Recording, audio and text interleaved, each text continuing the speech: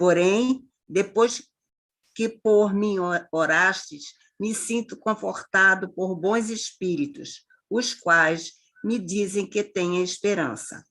Avalio a eficácia do remédio heróico que me aconselhastes e peço a Deus que me dê forças para suportar esta dura expiação. Aliás, igual posso afirmá-lo ao mal que fiz. Não quero excusar-me das minhas atrocidades, mas o certo é que, para cada uma das minhas vítimas, salvo a precedência de alguns instantes na morte, a dor não existia, e as que tinham terminado a provação terrena foram receber a recompensa que as aguardava. Para mim, entretanto, ao voltar ao mundo dos espíritos, só houve padecimento de dores infernais, salvantes os curtos instantes em que me manifestava. Em que pese as suas imagens de terror, os padres só têm uma fraca noção dos verdadeiros sofrimentos que a justiça divina reserva aos infratores da lei do amor e da caridade. Como insinuar a pessoas sensatas que uma alma, isto é, uma coisa material, possa sofrer ao contato do fogo material? É absurdo e, por isso, tantas e tantos criminosos se riem desses painéis fantásticos do inferno. O mesmo, porém, não se dá quanto à dor moral do condenado após a morte física. Orai para que o desespero não se aposse de mim. Vai comentar aí ou continua? Pode comentar, né? Não, aqui ele continua agradecendo, sendo grato, né, pelas preces, né, pelo que aliviou um pouco os sofrimentos dele, e tá falando, né, sobre o que ele sofreu até então e o que a prece fez por ele, e mostrando como é ruim, né, aonde ele estava.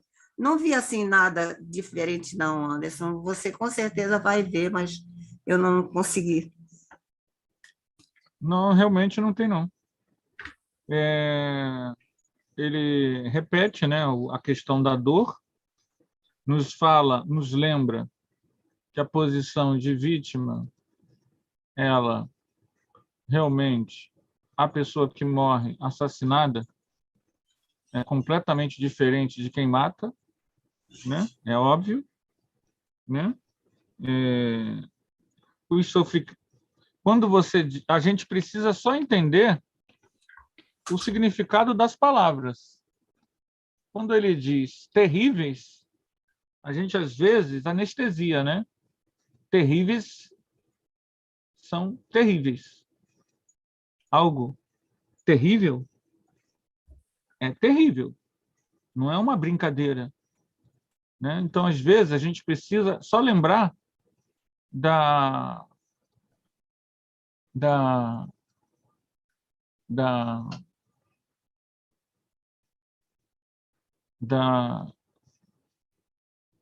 disso, do terrível, né? Aquilo que é uma coisa que é terrível. Então, não é algo que você deva brincar. A vida no além, para aqueles que matam, não é algo agradável pela própria consciência da pessoa. A pessoa acaba tendo graves problemas de consciência, mesmo que não hajam espíritos perseguindo ela. Mas é comum espíritos perseguirem esse tipo de pessoa, mesmo que a quem ela tenha feito mal a tenha perdoado. Então, por que isso acontece? Porque mesmo que a pessoa que sofreu mal tenha perdoado, há muitos espíritos que se arrogam o direito de serem vingadores. Eles se definem como vingadores ou qualquer coisa assim, né? Eles, justiceiros, o nome que quiser dar, eles inventam vários nomes, mas o que eles são, na verdade, são pessoas que se arrogam a si o direito de castigarem outras pessoas. Por que eles fazem isso? Eles estão fugindo das dores internas deles. E aí, isso acontece. Não é todo caso que acontece, cada caso é um caso. E lógico que a gente nem consegue imaginar, né, a situação dele, no caso dele, mas mais ou menos a gente, quando faz alguma coisa que a gente tem a consciência que não foi correta, aquilo fica martirizando, né, a nossa cabeça, e a gente fala, pô, não devia ter feito, não devia ter feito, não devia ter feito. Isso aí não é nada diante de tudo isso que a gente leu. Imagine o sofrimento dele. Você está falando da pessoa que tem consciência, né? Não, lógico, eu estou falando quando eu estava dizendo eu. Porque muita gente, quando faz o mal, não se arrepende. A pessoa não se arrepende. Então, como ela não se arrepende, ela faz o mal, mas ela não tem reflexão. Porque o problema do mal é esse. O mal, ele não, dificilmente o mal é o mal do conto de fada. O Manuel Carlos, que foi autor de grandes novelas, ele uma vez falou sobre isso, sobre como as novelas criavam vilões irreais, pessoas que eram mal, mal, mal, mal, mal, mal. E o texto bem escrito, quando cria um vilão muito chapado, muito estereotipado, ele é irreal, ele é uma fantasia, porque ninguém é assim. Geralmente, a gente, quando erra ou comete um erro, ou faz o mal a outrem, a gente tem uma justificativa interna. Essa justificativa interna, ela pode ser completamente esfarrapada, não justificar nada. Mas a pessoa usa para anestesiar, para se anestesiar, e ela se anestesia. Mas ela não faz isso, muitas vezes, de caso pensado, não. Ela acredita naquilo. Ela acredita naquilo. Então, tem uma filósofa alemã, judia alemã, Hannah Arendt, e ela participou dos julgamentos de Nuremberg, onde vários nazistas foram presos e julgados. Ela participou assistindo, porque era aberto, né? E ela, a comunidade judaica, tem um filme sobre ela que fala um pouco isso, pegou no pé dela, porque ela disse, não, teve um nazista lá, que ele disse que ele não era culpado, porque ele era um burocrata. Tudo que ele fez no campo de Auschwitz era seguindo ordens e seguindo um padrão da empresa. E ela falou, ele acredita nisso mesmo. Ele não era mau em termos demoníacos. Ele fazia uma banalidade do mal. É o termo que ela usa, banalidade do mal. Era um mal burocratizado. Ele era psicopata. Ele era insensível, mas é uma insensibilidade burocrática. Muitos de nós fazemos. Se nós não fizermos aquela reflexão moral que Santo Agostinho pede, para pensar no que você fez durante o dia. ele não fez. Então, não doía a consciência dele que outros seres humanos iriam morrer, perder tudo, perder a vida, ser queimado. Porque, segundo ele estava seguindo as determinações do Estado. Então, ele era um mero funcionário. Gente, não é só ele que é assim. A gente, cada um de nós, traz dentro de si um pouco de banalidade do mal que a gente não percebe. A gente não percebe. Porque se a gente percebesse... Mas são menores, né? São menores. Que você contou. Menores. Há muitos anos atrás, tem no YouTube uma filósofa, Viviane Mossé, ela tinha um programa no Fantástico. Ela fazia vários estudos filosóficos no Fantástico. O Fantástico, depois eu soube, né, que várias coisas que o Fantástico fazia, cultural, que levava o povo a pensar, ele tirou porque baixava a audiência. É triste. Educar as massas é triste. Mas num que tem no YouTube, ela mostrou, na época, hoje eu não lembro, mas na época, não sei se vocês vão lembrar, uma pessoa que estava morta na Praia do Leme, bem na beira da praia, mas no calçadão, e as pessoas passavam naturalmente. E a questão é a seguinte, não, sabe? Não nos move a sensibilidade. Eu não estou dizendo que a gente tem que ter culpa por causa disso. Às vezes a outra pessoa está entrando no elevador carregando um monte de coisa, nenhum de nós se mexe para pedir ajuda. A gente fica com medo do que ainda mais eu. Tá? Desculpa falar, mas para mim é mais difícil fazer isso. E também as pessoas Do estão... preconceito, a pessoa pode pensar que eu estou querendo roubar ela. Então, eu tenho mais... Eu ando, eu estou falando de mim. É eu.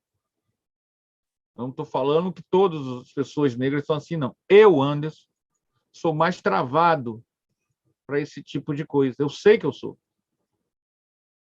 Eu fico mais... Sabe? Eu fico com receio da pessoa dizer não e eu ficar ressentido, porque achar... Entenderam? Olha a loucura, como é a nossa cabeça. A nossa cabeça. E eu ficar ressentido porque talvez ela tenha dito não, porque... Desculpa estar falando isso, mas é como a maioria das pessoas não se mete. Mas também, Anderson, a maioria não se mete porque eu noto antigamente, agora eu pensei que eu nunca ia falar isso, mas eu vou falar com o maior prazer. Na minha época, só que a minha época foi e é hoje, mas, né, o pessoal mais antigo, quando eu era mais jovem, dizia assim, antigamente, na minha época, aí eu digo, nunca vou dizer isso, aí agora me deu vontade de falar.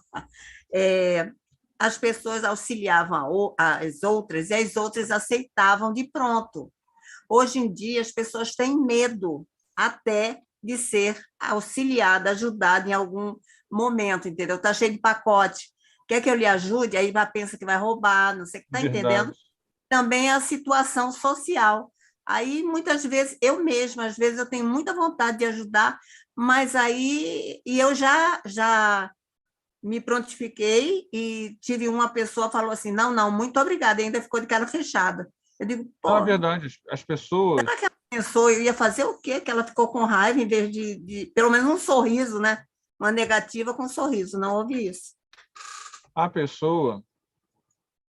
A gente vive, quem vive no Rio de Janeiro, por exemplo, não posso falar de outros lugares. Aliás, posso falar de outros lugares. Há mais ou menos 30 anos atrás, minha mãe foi morar numa cidade no interior de Minas chamada Tombos. Conhece, Carlos?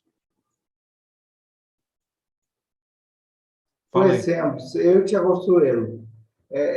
Próximo à Natividade, que a gente morou lá. Isso. É próxima à Natividade. Isso mesmo. É a Tombense. É uma cidade... Há 30 anos atrás era bem pequenininha, não sei como está hoje. Era bem pequenininha. É bem aquela coisa de Minas, se você anda pelo interior de Minas de carro, você vê muito isso. Não sei se o Carlos vai concordar. É a rua principal, e a praça e a igreja. Tem muitos anos que eu não vou lá, então nem me lembro muito bem de lá. É perto de Porciúncula, né? Depois, Isso aí. Isso aí. Fronteira ali, beirando a fronteira ali com o Rio de Janeiro. Rio Minas. E minha mãe, pô, morou a vida dela toda no Rio de Janeiro. Foi morar lá. Minha mãe tem a idade da Cecília. Então, imagina você, Cecília, morar a vida toda no Rio de Janeiro e, de repente, isso tem 30 anos, né? Ela era mais nova do que eu sou agora, né, minha mãe? Estava na casa dos 40. E aí, de repente, ela chegou lá, dos 40 anos, 40 e pouco. E ela chegou lá, bateram na porta dela. Eu já contei essa história, mas eu estou contando aqui dentro do contexto, né? Ela foi, ela não conhecia ninguém, gente. A vizinha foi levar um bolo. E ela disse, o que é isso? Quem é essa mulher? O que ela quer comigo? Por que ela está me mandando um bolo?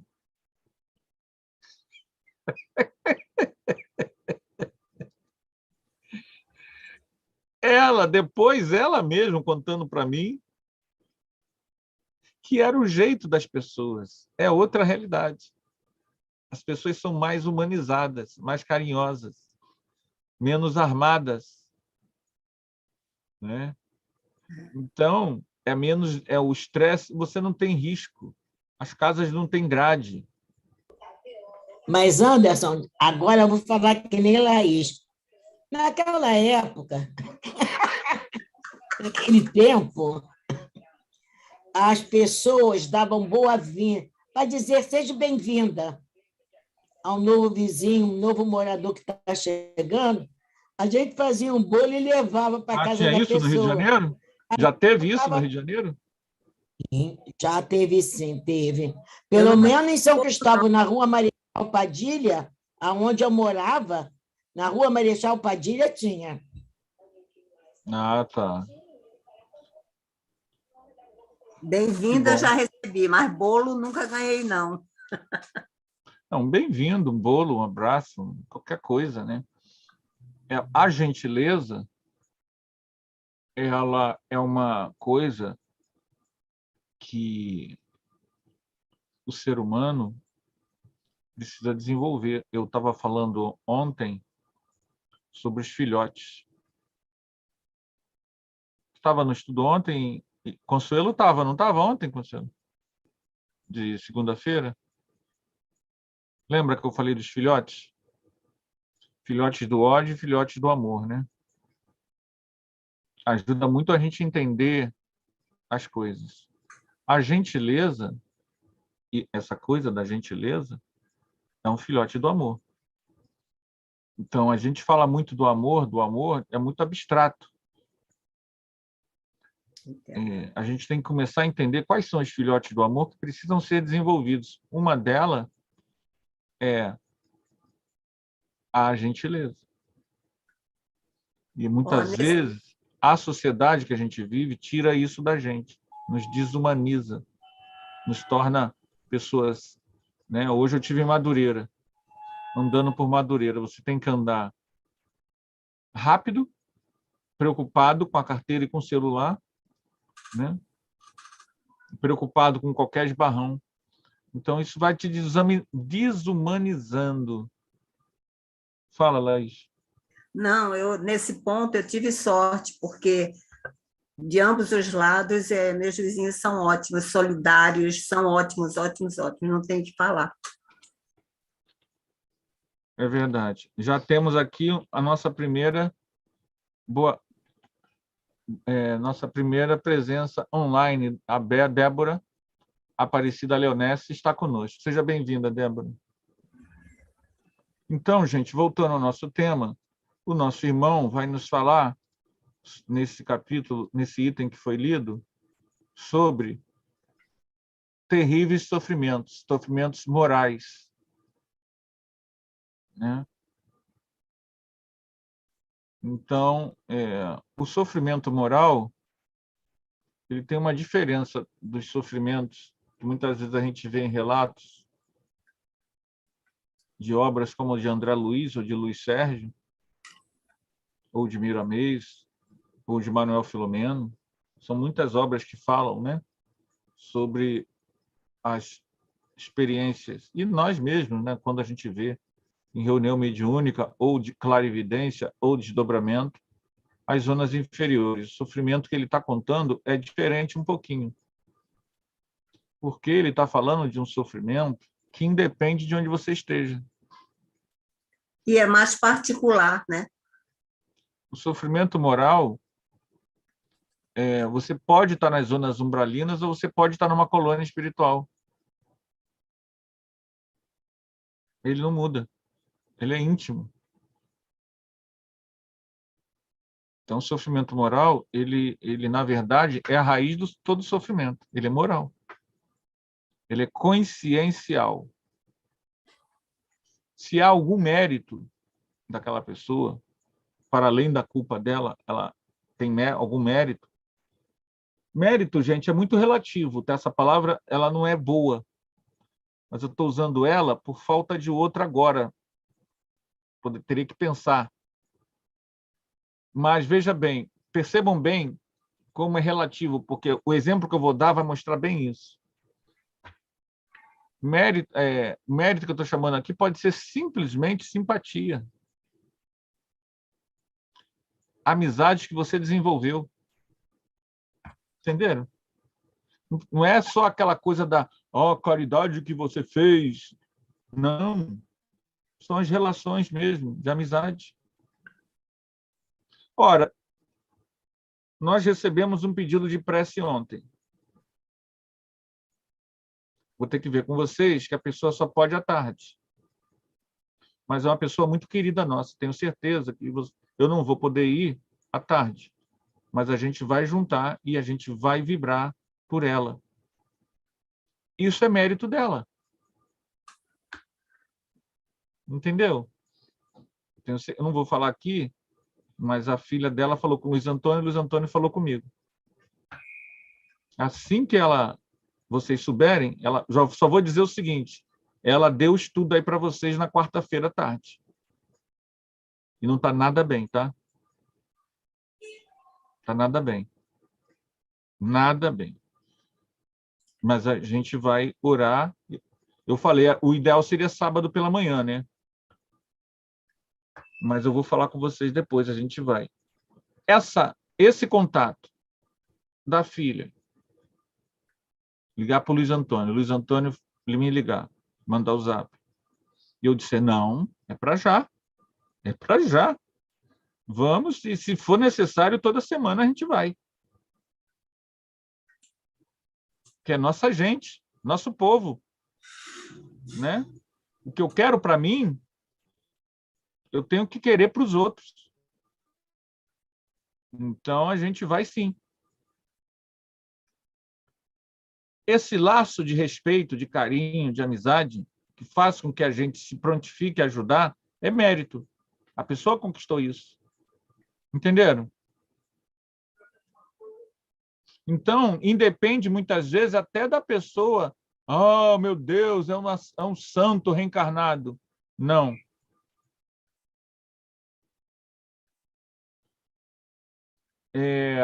Outro exemplo que vai ser mais chocante para vocês.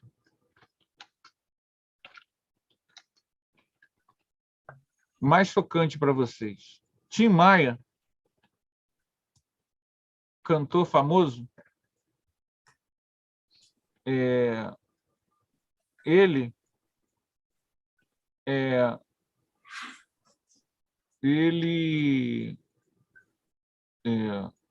desencarnou Não sei onde ela mora, mas eu vou, tá? Desencarnou,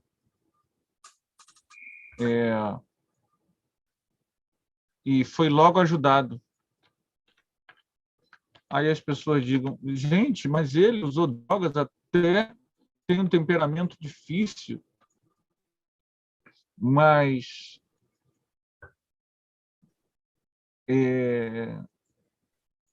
temperamento difícil, como pode ser? Gente, são milhares de pessoas orando por ele. São milhões de espíritos que ouviram a música dele. Essa intercessão ajuda. Entenderam? Essa vibração de gratidão, de carinho, de respeito, o envolve e dá material vibratório para que ele seja socorrido. As questões pessoais dele, de personalidade, do que ele fez com o corpo físico, não muda nada. Só que ele não vai estar em regiões umbralinas, ele vai estar num local de tratamento. Os problemas morais, internos, íntimos, é dele, que ele vai ter que resolver. O processo de apego que ele possa ter a qualquer coisa é dele, que ele vai ter que resolver. Mas o amparo, o hospital, o cuidado... Aí é onde diz o livro. A dor moral dele. E talvez essa dor moral é pior do que você estar no umbral. Porque a dor moral vem com vergonha, vem com sentimento, ressentimento da pessoa ter feito aquilo. A dor moral é horrível. Exato. E é uma coisa que a gente vai ter que ter. O ideal seria que a gente pudesse fazer reflexão. Todas as pessoas que a gente encontrou nesta vida, a gente verá de novo. Então, isso deveria fazer com que a gente pegasse essa informação e usasse na nossa forma de lidar uns com os outros. É isso que o estudo pretende. O estudo não tem a intenção de deixar ninguém sabido. O estudo é um momento de reflexão em que a gente estimula uns aos outros a nos tornar seres humanos melhores. Não é aqui uma esgrima intelectual, um exibicionismo. Não, o que a gente quer é, com o estudo, fazer reflexões que permitam que eu me torne melhor hoje do que eu fui ontem. E use esse conhecimento para me tornar um ser humano melhor. Então, a dor desse irmão deve nos ajudar a pensar, por exemplo, todo ser humano importa. Todo ser humano importa. Nenhum ser humano fica para trás. Nenhum ser humano é desprezível. Vocês concordam? Isso é a visão espírita. Agora eu vou ampliar. Nenhum animal é desprezível. Todo animal importa. Concordo. E veja bem, mas eu almocei ainda há pouco e comi carne. Estou falando de mim. Mas não é disso que eu estou falando. Claro que num nível melhor de consciência, você vai parar de fazer isso. Mas eu não desrespeitar o animal foi ontem. Foi ontem? Acho que foi ontem eu dirigindo. Passei em Coelho Neto. E o cachorro estava na rua. O cachorro estava na rua, próximo ao ponto de ônibus, mas na rua, não na calçada. Aí a gente foi, eu desviei e outros foram desviando. Até que veio uma moto bem em cima dele, eu pensei até que ele estava morto. Quando a moto veio, ele levantou e saiu correndo para a calçada. Eu falei, morto não está.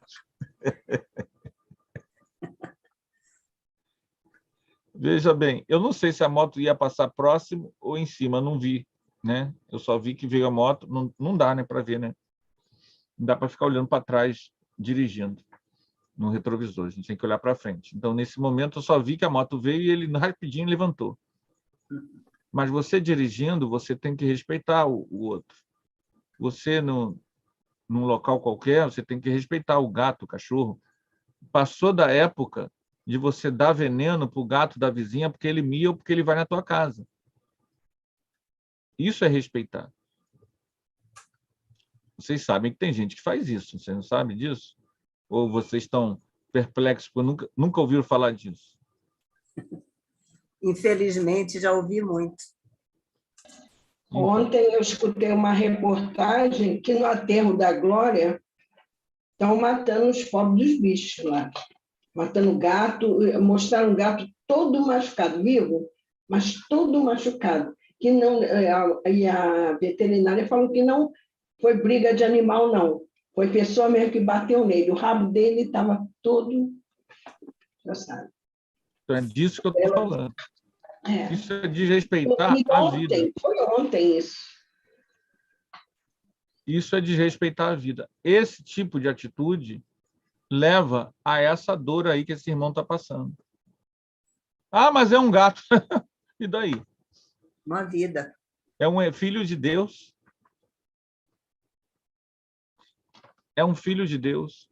Se a pessoa come para se alimentar sem requintes de crueldade, isso não é um problema. É só um problema assim. À medida que ela for aumentando o seu nível de espiritualidade, ela para.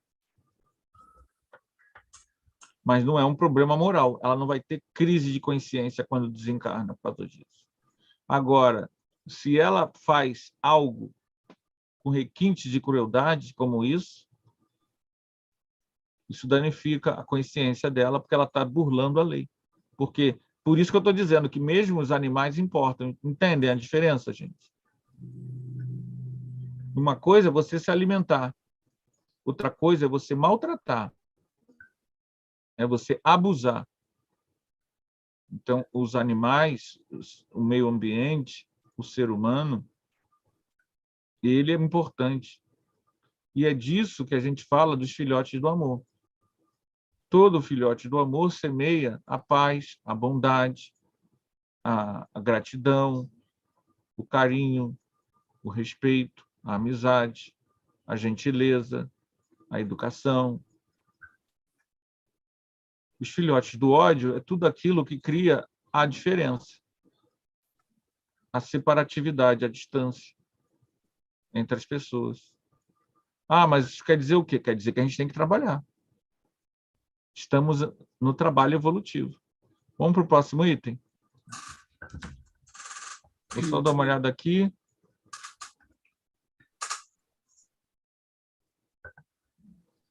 A Débora falou aqui. Eu lembro. Eu estava assim. Precisamos aprender com os filhotes. Ela lembra da reportagem. Precisamos aprender com os filhotes. Eu acho que é disso que ela está falando. Se não for, depois ela escreve ali e a gente lê. Então, vamos lá?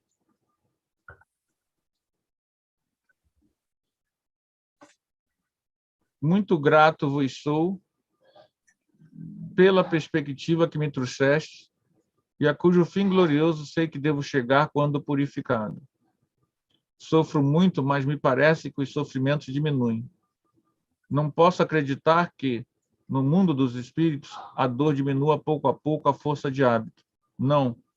O que eu depreendo é que as vossas preces salutares me aumentaram as forças, de modo que, pelas mesmas dores, com mais resignação, eu menos sofro. O pensamento se me volve, então, para a última existência e vejo as faltas que teria conjurado se soubesse orar. Hoje compreendo a eficácia da prece. Compreendo o valor dessas mulheres honestas e piedosas, fracas pela carne, porém fortes pela fé. Compreendo, em si, esse mistério ignorado pelos supostos sábios da terra. Preces. Palavra que por si só provoca o riso dos espíritos fortes.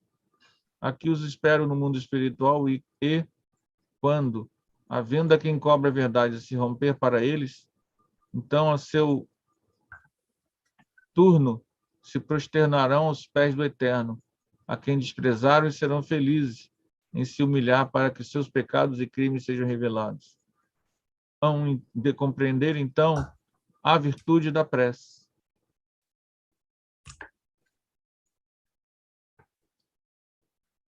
Querem comentar, gente?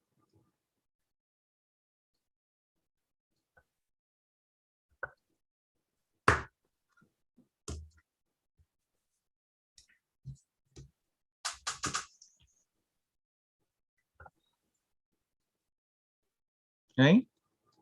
Alguém? Sobre prece, eu acho que todo mundo aqui sabe a eficácia, a força que é uma prece, né? Uma prece feita de coração, por nós mesmos, quando a gente faz por a gente mesmo, é de coração, ou melhor ainda, quando a gente faz para terceiros. Nós fomos no sábado para fazer uma visita fraterna e ontem a Nilza me mostrou uma gravação que a pessoa visitada mandou para ela, agradecendo. Foi um ânimo novo, disse que dormiu muito bem e abriu as portas da casa dela para quando nós quiséssemos voltar. E a Dilza me falou que ela vivia blasfemando até contra Deus. Aí foi a nossa visita só? Não. Foi o que a gente transmitiu, né? Nós, de encarnado para encarnado e de encarnado para desencarnado, que ali estivesse, né? Então, cada vez mais eu acredito, sim, que a prece, no caso dele aqui, foi porque primeiro teve a prece, mas ele só começou a entender o valor da prece depois que ele se arrependeu. Porque até então, para ele, quando o médium falou para ele, ele não aceitou muito, né? Mas depois que ele se arrependeu realmente, né? Então ele começou a entender o valor da prece. Ele abriu, né? O espírito dele para receber, né? Tudo aquilo que era enviado para ele, toda aquela energia chegava até ele e aquilo ali acalmava, fazia com que fosse realmente um bálsamo, né? No desespero dele.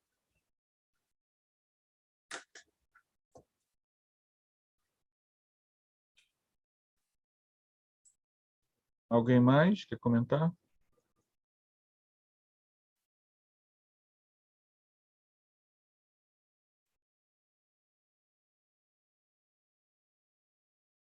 Então, isso que a Laís falou, o bálsamo,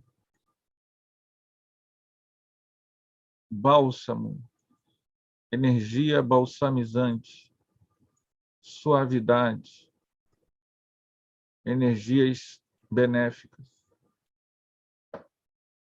A prece é uma fonte de energia.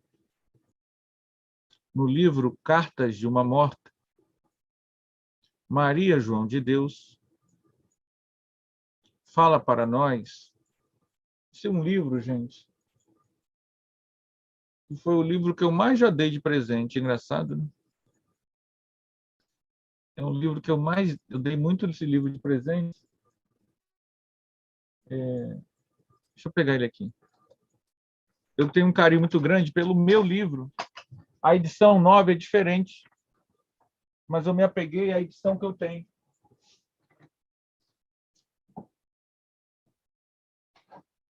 Deixa eu ver se eu acho aqui.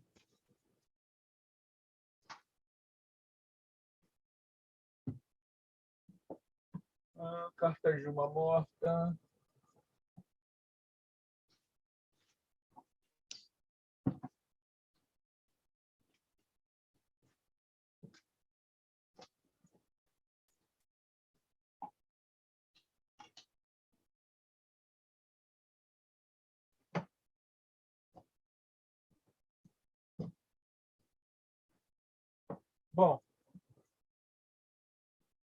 Não achei, não?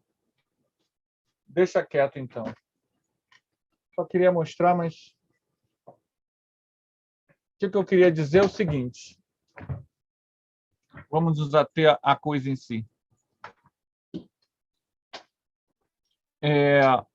Nesse livro, são vários pequenos capítulos, e ela vai falar que cai incessantemente energias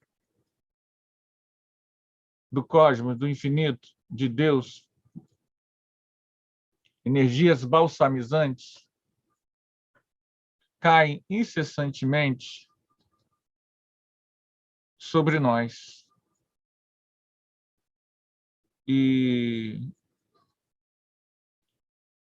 o tempo todo. Então, aqui três capas diferentes, né? Cartas de uma Morta, mesmo livro, tá? Edições diferentes. A minha edição é essa aqui.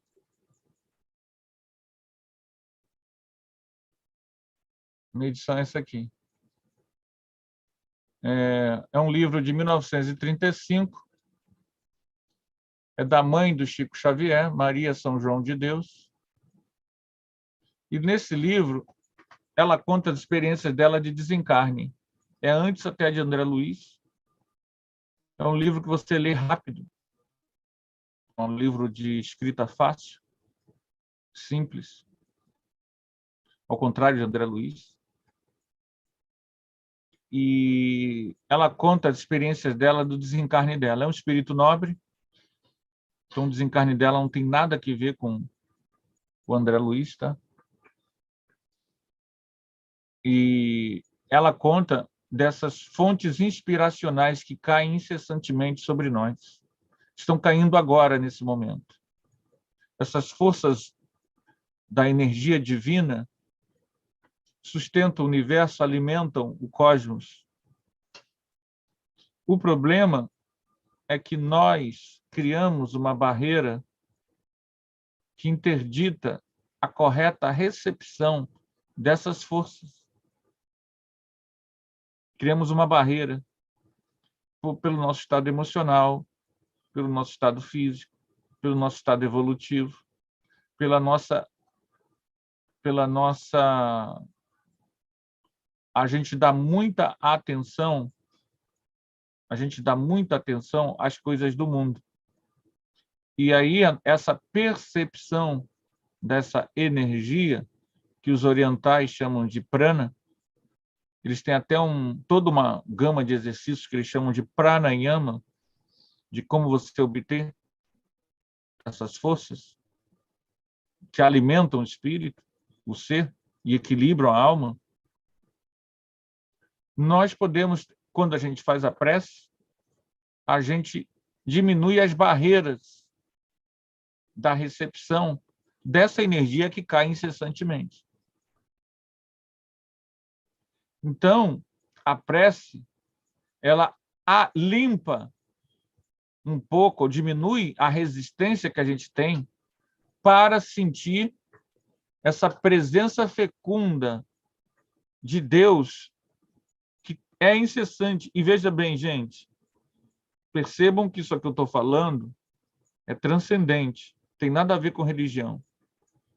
Ela cai incessantemente em todos os seres, como a luz do sol. A luz do sol escolhe quem ela vai banhar? Não, você é espírita, não vou te banhar, não. Não, você é umbandista. Não, você é americano. Então, essa energia imanente, essa força cósmica universal, ela cai o tempo todo, em todos os seres, em todos os mundos. Quanto mais evoluído é o ser, mais ele é um verbo dessa força divina. Quanto mais eu coloco amor, quanto mais eu coloco filhotes do amor, altruísmo, compaixão, bondade, mais eu abro e menos carente eu sou de coisas do mundo. menos carente eu sou, menos depressivo. E a prece, ela abre esse canal. Para mim, que estou fazendo a prece, e para quem eu estiver fazendo a prece. Podendo, então, dependendo da sintonia que a pessoa consegue se colocar, realizar qualquer cura. Qualquer cura. O problema é que essa energia, é lógico que ela vai tocar em quem faz a prece primeiro. E o emissor dessa energia, que sou eu, essa energia não vai sair tão pura quanto ela chegou. Por quê? Porque eu sou a resistência. Nós, cada ser humano, tem uma diferença de potencial. Cria uma barreira, que é a evolução. A comunhão com o divino, em plenitude, é dos espíritos puros. Não é a nossa. Nós estamos caminhando para lá. A prece, a meditação, a visualização, a caridade, o amor, a compaixão, a irradiação de amor para o outro, ajuda a essa energia de Deus, essa presença de Deus. Se a gente fosse usar um linguajar religioso, a gente daria que a terceira pessoa de Deus é o aspecto da manifestação, é o Espírito Santo. Essa energia depende da pureza do Espírito que a está proferindo. Então, esse terceiro aspecto da divindade, a divindade enquanto ação, o Espírito em ação, que fecunda a vida, que no simbolismo cristão é o Espírito Santo, é essa energia incessante que emana do todo, do Pai, do Arquiteto, de Deus, Alá, Yahvé, causa primária, o nome que quiser dar, incessantemente pelo universo. Quando eu oro, eu acesso esse manancial, sem intermediários, dependendo apenas da pureza do meu coração e da minha intenção. Abrir mão disso é abrir mão de um processo de espiritualização.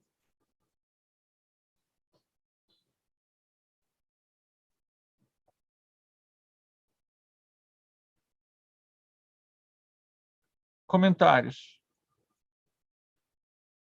Perguntas. Lembrem-se que perguntas ajudam a dinamizar o estudo, a levantar questões. Nenhuma dúvida, gente. Falei coisas assim bem interessantes, hein? Estou refletindo. Eu nem esperava tocar nesse assunto. Aí ele diz: orar é amar, e amar é orar. E é verdade. E eles amarão o Senhor e lhe dirigirão preces de reconhecimento e de amor, regenerados pelo sofrimento. Gente, não parece o mesmo espírito, né?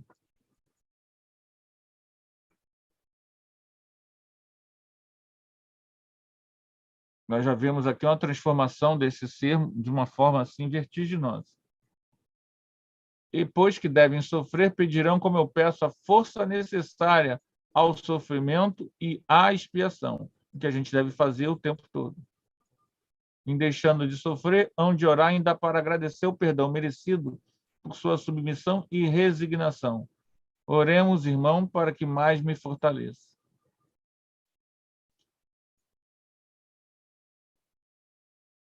Aqui ele está narrando, eu não vou nem ler tudo, gente. Ele está narrando toda a desventura de um espírito que se encontra com a realidade. E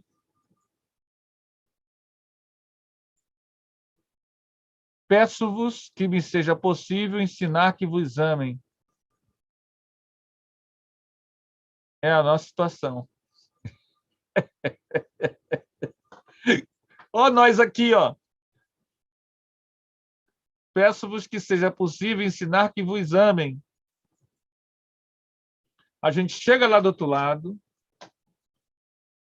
perambula para cá, perambula para lá, é imperfeito, cheio de defeito, mas a partir do momento que você vislumbra a verdade, você quer trabalhar para se redimir. Mas aí entra o estranho paradoxo.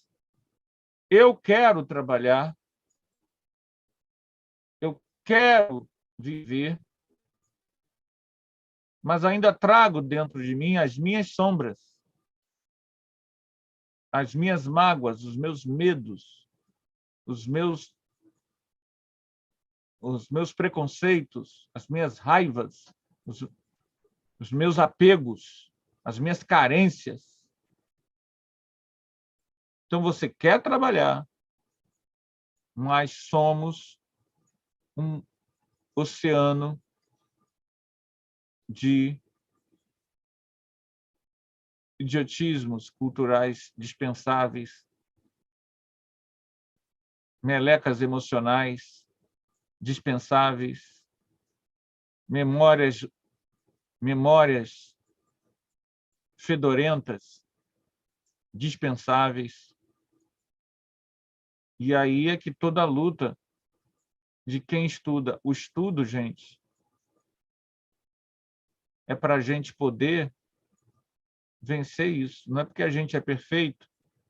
Na religião, as pessoas ainda pensam assim, né? Ah, o cara dá estudo, o cara fala isso, o cara é palestrante. E tem gente que pensa assim mesmo. A própria pessoa. Bom, já que eu estou falando e ninguém fala, então eu sou o tal. E todo mundo diz, ó, abram alas, lá vem ele desfilando. Só que não é assim, né? O estudo não diz que você é evoluído. O estudo não é para nada disso. Esquece essa palavra. Essa palavra só denuncia o quanto a gente não é evoluído. Quando você usa qualquer argumento para achar que é mais evoluído do que o outro, olha só o movimento. Eu, o outro. Eu sou melhor do que você. Você está olhando de cima para baixo. Isso não é comunhão. Isso é separatividade. Aí lembra os dois princípios. Amor e ódio. Amor, apoio e comunhão. Ódio, separatividade. Distanciamento. Estranhamento. Se eu olho de cima para o outro e digo, nós somos melhores do que você, é justamente aí que a gente está denunciando como a gente está distante da luz. É o materialismo espiritual, em que você usa o conhecimento espiritual para reproduzir antigos vícios da personalidade. A gente fez isso há séculos e séculos. A gente faz isso hoje. A gente usa cargos para se mostrar supremo, maxi, plus, ultra, cargo no emprego, renda, Instagram, né? Para ter 1 milhão, 10 milhões de seguidores. Eu não assisti o BBB, mas eu vi a repercussão, vi aqui em casa, vi em outros lugares, vi na escola, o povo falando, na internet, o povo comentando. Então, eu estou falando sem conhecer muito, tá bom? Mas é só para ilustrar. Se não for isso, não tem problema. É só para ilustrar. Tinha uma pessoa lá, por tudo que eu vi, quem assistia, falando, que é uma pessoa... Eu não vou falar nomes, nem precisa falar nomes aqui, tá bom, gente? Se vocês souberem quem é, não falem nomes. Ela tem mais de 15 milhões de seguidores no Instagram. E aí, ela achou que poderia pegar pinimba com uma pessoa que cometeu erro lá fora com a esposa. E todo mundo sabia. E ela começou a perseguir o cara. O que aconteceu? As pessoas estavam vendo e ela saiu. Ela perdeu. Acabou que o cara que saiu vencedor. Por quê? A pessoa estava se jactando, se garantindo, em que tinha 15 milhões de seguidores. Porque, apesar de ser jovem demais, claro, ainda não viveu para a vida, é muito jovenzinha, isso tem que se dar um desconto, mas, gente, 15 milhões de seguidores é ilusão. Entenderam? Você não é nada, porque você tem 15 milhões de seguidores, 20 milhões de seguidores, 50 milhões de seguidores. Você é só você. E no Big Brother, a pessoa só via a pessoa. Suas ações. É assim que a gente, o povo que assiste Big Brother, é tipo o obsessor olhando as pessoas. Eu assisti já Big Brother logo no início. Imagina você lá sentado. Você está vendo, não é isso? Aí a pessoa fala alguma coisa que não deve. Aí você gargalha. Está vendo? Isso não presta. Essa daí não vale nada. Vamos lá, gente. Quem é que fala? Vamos voltar agora. Voltando agora para o conhecimento espírita. Meus irmãos, vamos lá, hein? Agora eu quero que vocês abram o microfone e respondam. Mas depois não diz que é eu que estou induzindo, não. Respondam sinceramente. Não tem problema, não pode me contrariar. A pergunta do tio Anderson.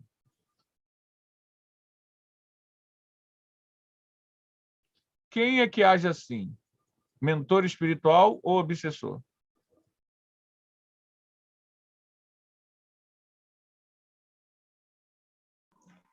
Obsessor. Exatamente. Concordo plenamente. Pelo jeito, o povo aí não concorda, não. Todo mundo ficou em silêncio. Eu estava gritando aqui, obsessor, depois é que eu vi que eu estava sem som.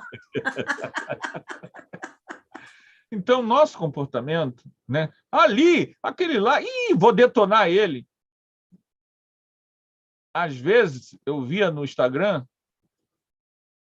gente, eu não procurava, passava na minha frente. Tem canais que eu sigo que postam. Hoje é dia de detonar fulano. Tem canais que paravam de postar o que postavam para fazer campanha contra A, B ou C. Entenderam? Teve uma atriz, agora esqueci o nome, gente. Suzana Vieira? Não. Teve uma atriz, foi a Regina Casé. Eu sigo ela. Ela, no final, ela fez maior campanha para aquele menino que é artista, o escurinho. O Douglas. Tudo bem, ela fez a campanha a favor dele, não contra outros, né? Então, o povo faz isso. Eu não sigo a Regina Casé para falar de Big Brother.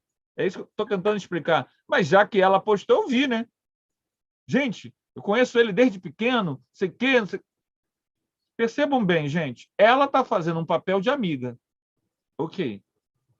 Não é o exemplo que eu estou dando. Mas aqueles que... A gente, quando olha e detona, e é normal isso, o programa é para isso, ele estimula na gente isso, é normal. E é por isso mesmo que eu não vejo. Por essas e por outras que eu não vejo. Vejam bem, eu tenho que passar essa reflexão sobre o meu comportamento.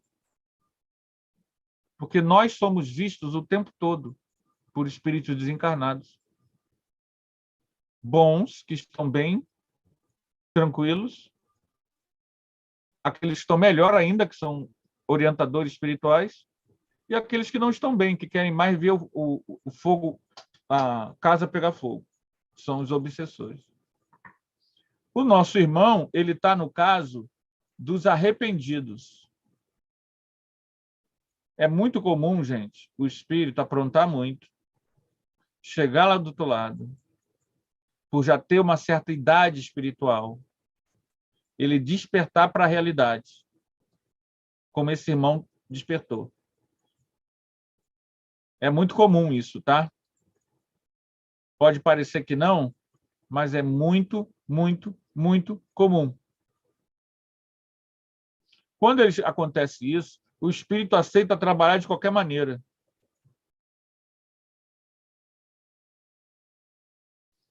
Ele quer trabalhar aqui na Terra ou nos umbrais. Porque ele não tem como trabalhar em local mais sutil. Ele não tem evolução. Ele está arrependido, mas a vibração dele é pesada. Então, ele trabalha como resgatador de outros espíritos nos umbrais.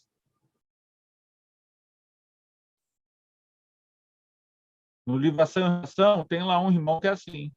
Ele tem uma tenda nas zonas inferiores e ele resgata os espíritos. Isso é muito comum. Esse que resgata estava lá antes.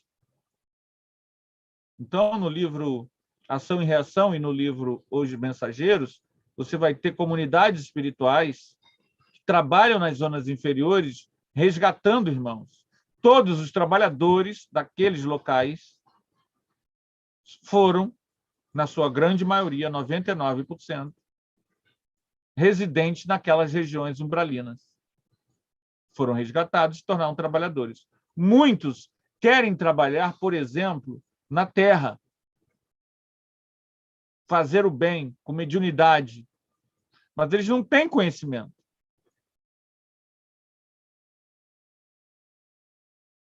Então, eles vão trabalhar onde está espaço para eles.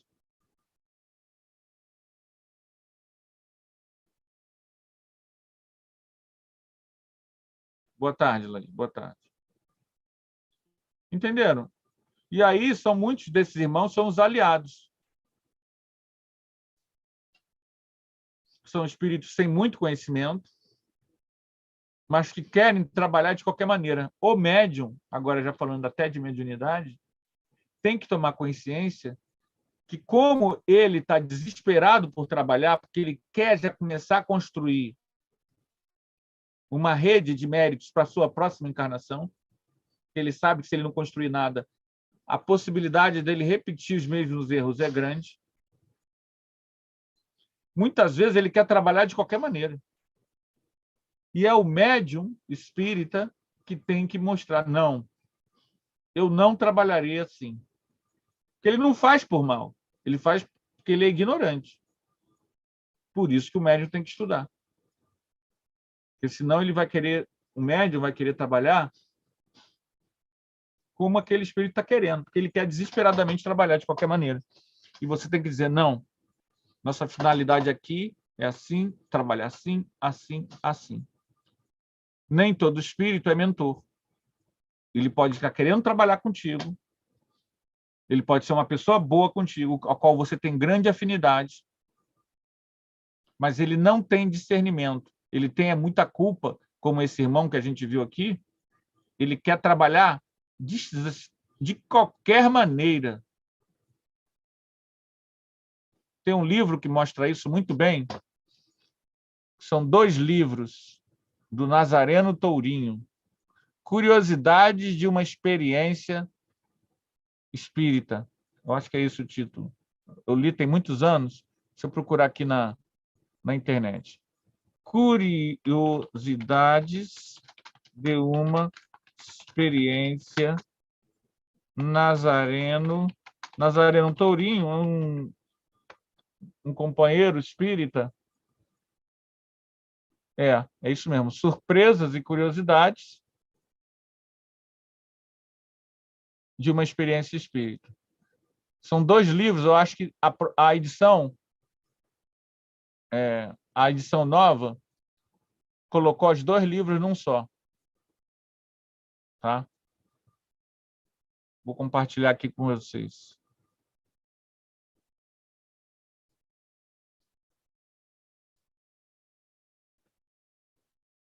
São relatos de experiências mediúnicas do grupo dele lá em Belém do Pará.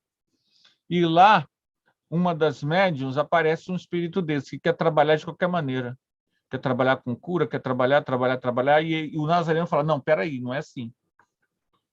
Por quê? Porque o espírito, ele tinha boa vontade, boa intenção, mas ele, na verdade, a situação dele é parecida com desse irmão aqui. Estão entendendo? Um espírito cheio de dívida que acorda. Obrigado, meu Deus. Peço-vos, me seja possível ensinar que vos amem. Obrigado, sou um espírito arrependido. Entende, gente, o que eu estou falando?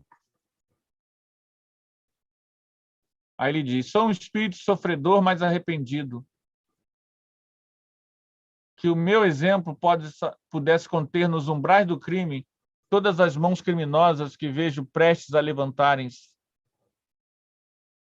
Para trás, recuai aqueles que fazem o mal, que fazem o assassinato, pois todas as torturas que preparam para vocês mesmos serão atrozes, ou seja, serão terríveis.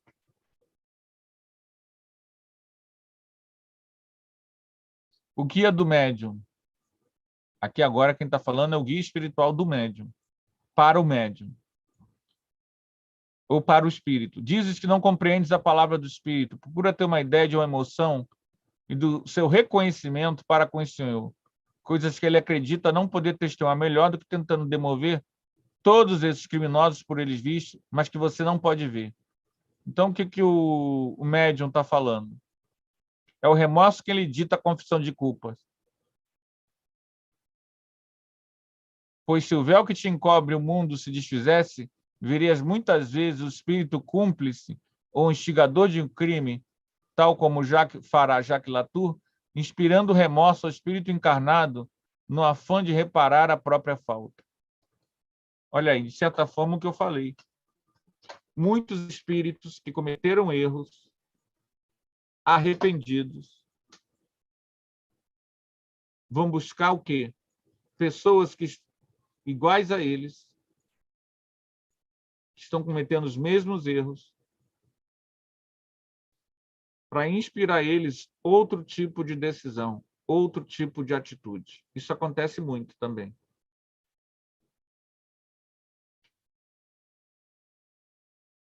Algum comentário, gente?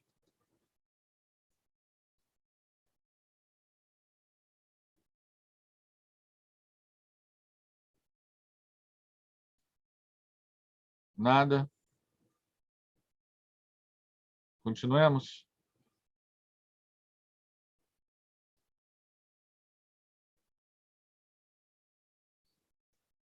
Mais tarde, o médium de Bruxelas, o mesmo que recebera o primeiro ditado, obteve o seguinte: nada mais receis de mim, que estou tranquilo.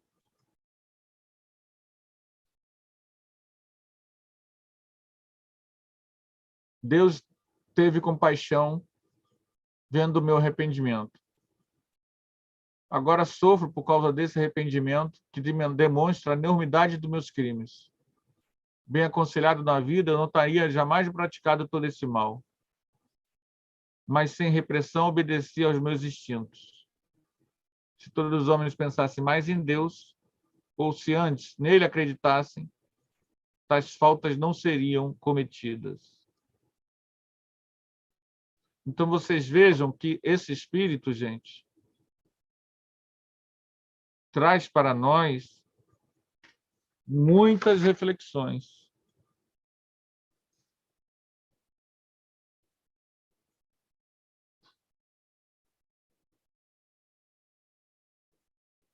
Olha no final do texto o que ele diz.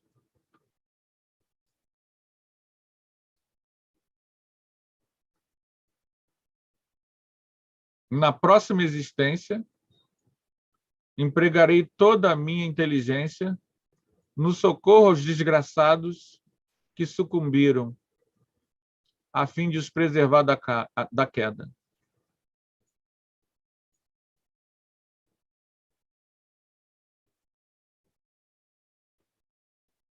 Percebam bem.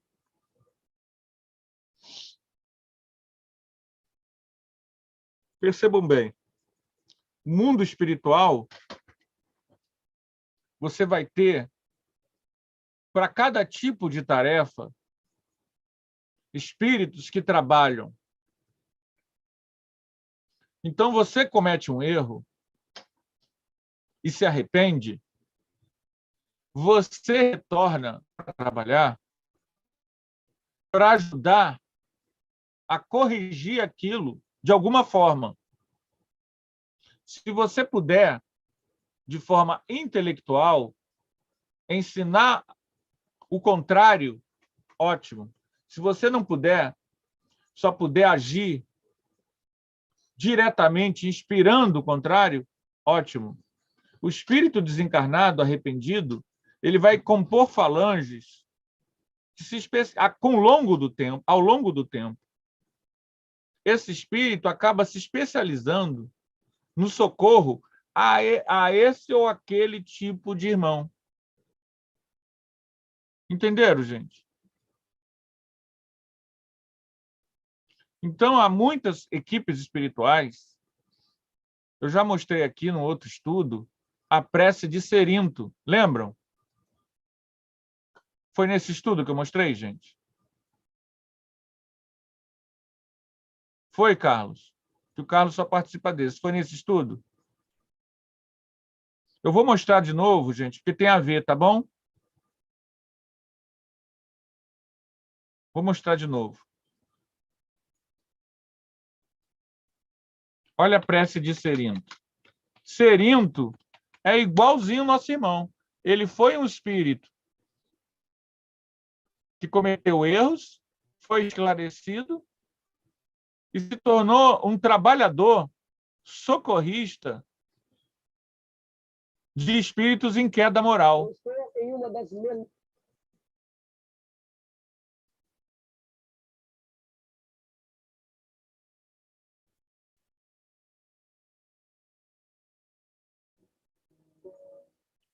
Vou ver se eu... Quero ver se eu acho uma que tem a legenda.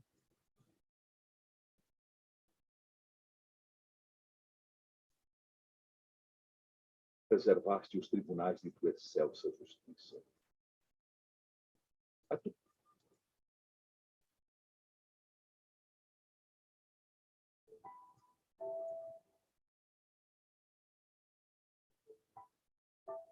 A prece de Cerinto. Cerinto. Senhor de infinita bondade, no santuário da oração, marco renovador. É difícil achar uma com legenda.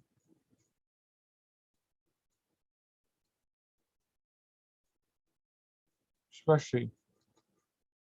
Compartilhar aqui.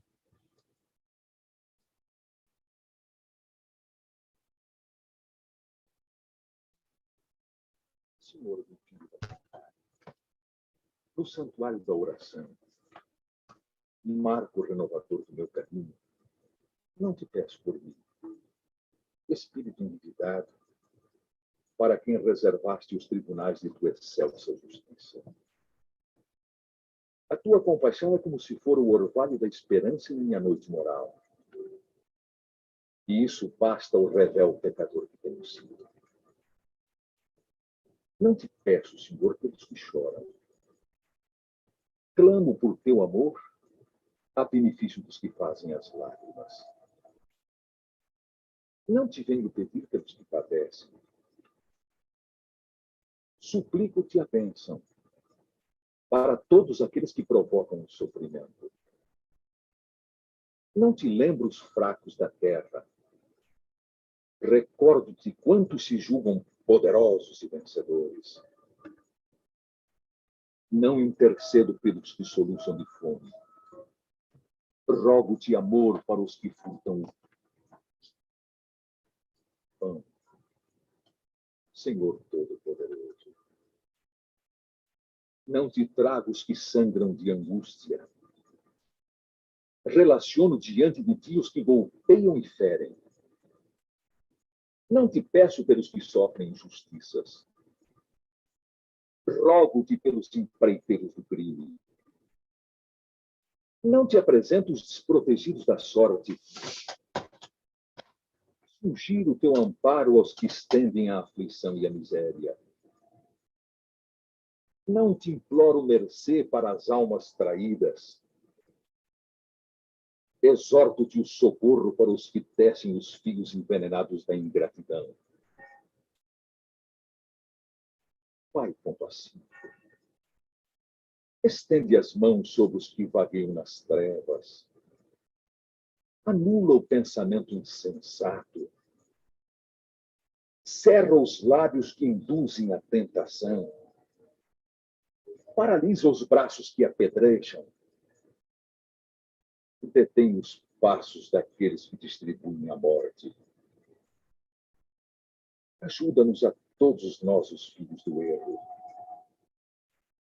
Porque somente assim, ó Deus piedoso e justo, poderemos edificar o paraíso do bem com todos aqueles que já te compreendem e obedecem, extinguindo o inferno daqueles que, como nós, se atiraram desprevenidos aos insanos tormentos.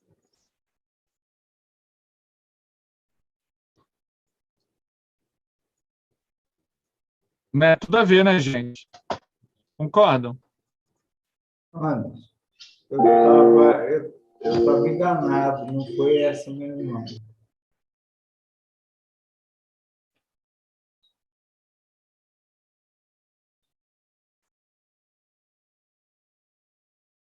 Não foi essa, não? Não, não tem problema.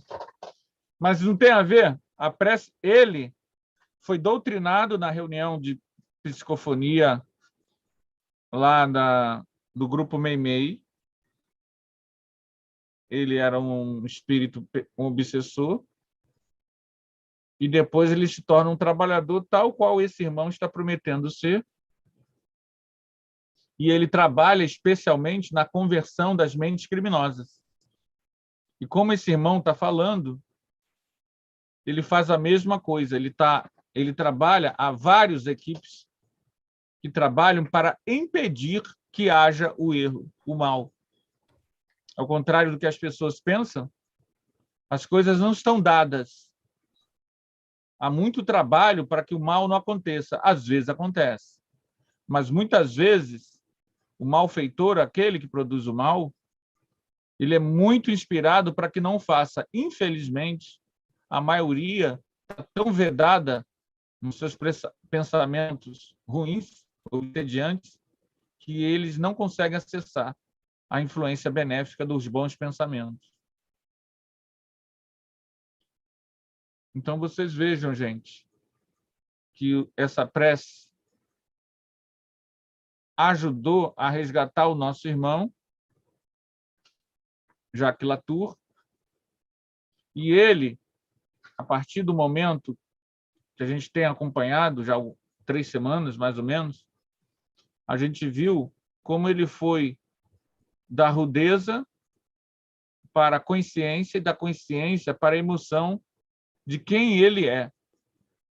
Agora, o paradoxo disso tudo, gente, é que essa autoconsciência, quando a gente está desencarnado, não se traduz numa realidade quando a gente está reencarnado, quando você não tem mérito. E mérito aí, agora, é o sentido de conquistas. Reencarnar e reproduzir valores nobres são conquistas. Se você nunca reproduziu, por mais que você esteja arrependido, há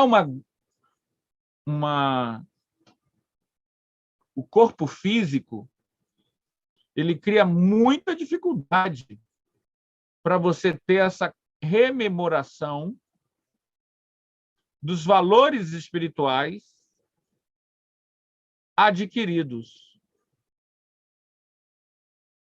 Então, quando a gente renasce, a gente vai sofrer mais influência do cérebro, da genética, dos pais, do ambiente, da cultura, da situação econômica. Na medida do nosso nível evolutivo, quanto menos mérito, conquistas eu tenho, mais o meio, meus pais, minha situação emocional, minha situação financeira, meu cérebro, minha genética, influenciarão minha personalidade. Por isso que a alma e o espírito, Kardec fez a diferença. Espírito é livre, ele não tem a influência da matéria. Ele tem maior capacidade de ver a realidade tal como ela é. Então, lá, nós que estamos aqui hoje, estudando, por estarmos aqui, por escolhermos esse tipo de assunto, quando estávamos lá do outro lado, nosso nível de consciência era muito maior. Só que quando a gente vem para a Terra, não depende só de saber o que a gente sabia lá antes de nascer. Depende das conquistas que você já fez aqui, enquanto encarnado. E aí, quanto menos conquista, mais o mundo material nos influencia. Influencia a personalidade, o caráter, as emoções, as reações, as escolhas, os desejos, as fobias, as patologias, as enfermidades. Você é mais influenciável, o meio te influencia mais. É aí que a gente fuma, é aí que a gente cai na bebedeira, é aí que a gente comete erros, equívocos. Por quê? Porque, apesar de você ter tido uma boa resolução lá, o mundo físico é que é o local que você sedimenta o teu ser, o teu querer. Porque a gente vai sofrer uma série de pressões que vão mostrar quem somos nós. Então, a reencarnação ela vai nos dar um palco zerado em que você vai ser quem de fato você é, teu aprendizado. Por isso que quanto mais você trabalhar no bem, mais você cria vínculos mentais positivos. Por isso que eles ficam desesperados lá de trabalhar no bem de qualquer maneira, antes de renascer. E quanto mais você fizer o bem lá, mais você vai conseguir acessar os valores que você teve lá antes de renascer.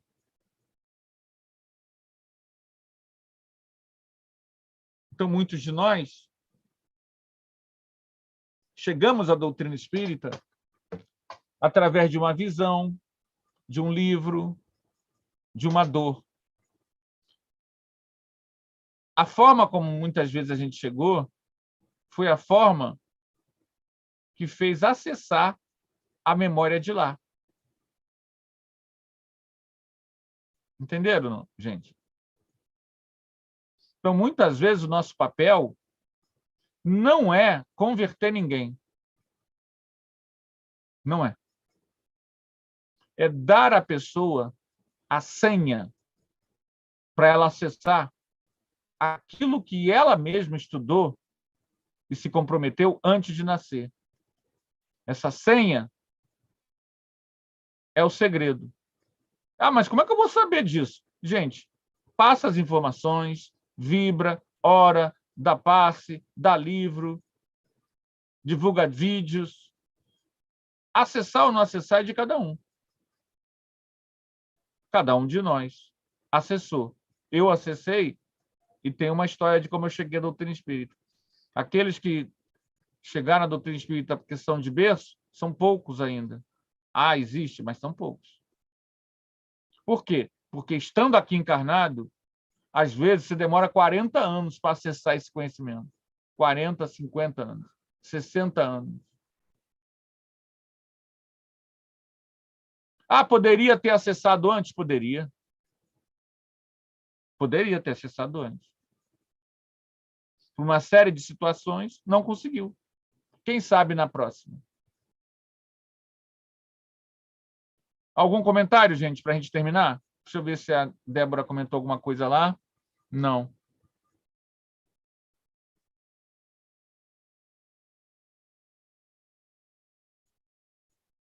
Hein, gente? Algum comentário? Então, vamos ficar por aqui. Agradeço a presença de vocês. Semana que vem a gente volta lendo os comentários de Kardec sobre a experiência com esse espírito. Tá bom, gente? Essas são as notas de Kardec. Estudo sobre o espírito Jacques Latour, nosso próximo estudo. A gente não vai ler tudo, já vou dizer para vocês. A gente vai comentar. Se vocês já puderem ler antes, para já trazerem, a gente vai ler, vai comentar algumas coisas desse estudo de Kardec. A gente não vai ler tudo, não. Tá bom? Para poder... Senão a gente vai ficar 3 semanas só lendo os comentários. Para a gente chegar em espíritos em estado pior do que esse que a gente leu até agora. São espíritos endurecidos. Então, nós vamos, semana que vem, fazer o estudo sobre o espírito Jacques Latour, os comentários de Kardec. Vamos, então, meus irmãos, fazer nossa prece final, agradecendo a Jesus, agradecendo a Allan Kardec, agradecendo a todos aqueles que permitiram, Senhor, que nós pudéssemos acessar nossas senhas pré-encarnatórias e pudéssemos estar aqui hoje estudando esse conhecimento espiritual. A todos aqueles que publicaram os livros, que traduziram os livros, todos aqueles que lutaram para que esses livros pudessem chegar até nós e nos ajudar no nosso despertar. Que Deus vos abençoe onde quer que estejam, quem quer que sejam. Ó Allan Kardec, que Deus vos abençoe. Espíritos amigos, médiuns que trabalharam, que deram as mensagens, Deus vos abençoe. Permita, ó Pai, que também oremos pela nossa irmã Maria José, pelo nosso irmão Rui, que eles possam receber, Jesus, ambos, a visitação fraterna dos benfeitores do amor e da paz. Jesus, Rabi da Galileia, somos espíritos caídos e falidos, suplicando, Jesus, a misericórdia, o teu amparo e o teu socorro. Toca nossos espíritos, Jesus. Permita que esse manancial divino, essa força do bem, essa luz de Deus, recaia sobre nós, curando, Senhor, nossas feridas, nossas mágoas, nossos medos.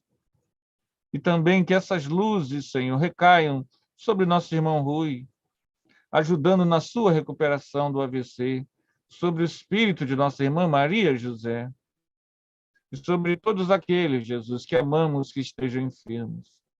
Claríssima estrela, farol de todas as falanges, Jesus, tua mensagem de fraternidade, de amor profundo, de dedicação total aos valores do Espírito. Permita, Jesus, que estejamos contigo. Abençoa-nos, Senhor, hoje e sempre, que assim seja. Gente, boa tarde. Tenha uma ótima semana. Débora, boa tarde. Ótima semana. Conto com vocês aí, terça-feira que vem. Estaremos aqui.